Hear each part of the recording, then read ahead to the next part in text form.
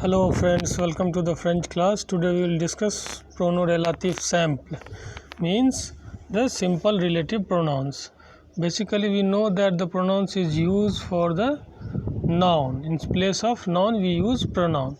So there are different types of pronoun in English as well as in French. So in French today we will discuss pronom relatif simple. See here there are four pronom relative means simple relative pronouns. We have four simple relative pronouns, that is ki, ka, u or the. Ki, ka, u, the. Now we will see one by one what is the use of it and how we will place in the French when we get the questions related to the same. Let's discuss the things. First we will discuss ki. Ki generally used to replace the subject. Suppose here one example is given. Here is one example is given. La fille qui parle est ma sœur, means the girl who spoke to my sister. La sac qui est sur la table est à moi, means the bag which is on the table is mine. So generally if you find the meaning of ki, you will find that it means who, but here its meaning is who, what and which. Who, what and which, these three meanings are there.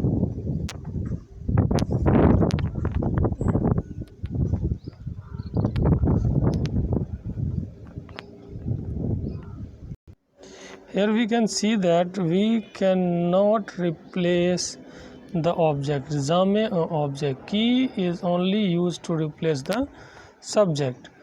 Après une preposition, after a preposition.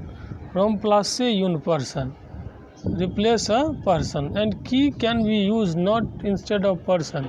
Anything, place, person and thing which is used as a subject, we can replace it.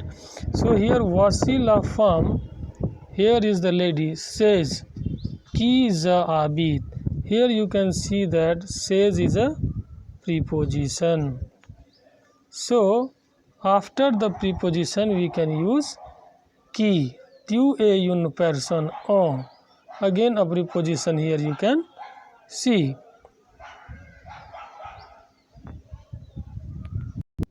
So we can see that we will use the qui after the preposition, and it can be used for the place, person and thing, anything which is used for the use as a subject, that is used for qui.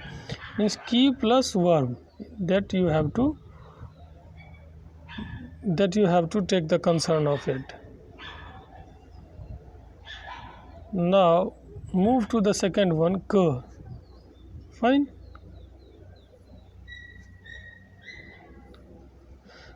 Reprendre le complément the object du verbe qui suit. Here you can see that a object means qui used to replace as a subject and is used for replaced as object. Fine. Co is used to replace as object. Now you can see that qui plus subject plus verb is given. Les documents que j'ai mis sur la table sont pour toi. The documents that I kept on the table sont pour toi, means it is related to you. C'est homme qu'elle a rencontré hier. This is the person whom I met yesterday. So ka is meaning, if you can find in the dictionary you will find that the ka is what, but here what, whom and which. What, whom, which.